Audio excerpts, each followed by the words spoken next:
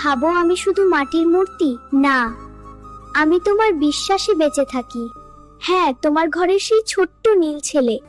যেদিন তুমি মন খারাপ করে চুপচাপ বসে থাকো, আমি ঠিক তোমার পাশে বসে থাকি। তুমি দেখতে পাও না, কিন্তু আমি তোমার চোখের জল গুনে রাখি। যেদিন তুমি রাগ করে আমাকে ভোগ দাও না, আমি অভিমান করি না, কারণ আমি জানি তোমার রাগের ভেতরেও আমার জন্য ভালোবাসা আছে। তুমি যখন বলো গোপাল, আমার কথা কেউ বোঝে না, আমি তখন আস্তে করে বলি, আমি তো বুঝি।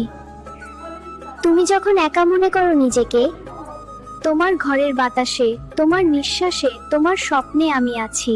আমি বড় অলৌকিক কিছু করতে আসি না সব সময়, আমি শুধু তোমাকে শক্তি দিই, যাতে তুমি নিজেই লড়তে পারো।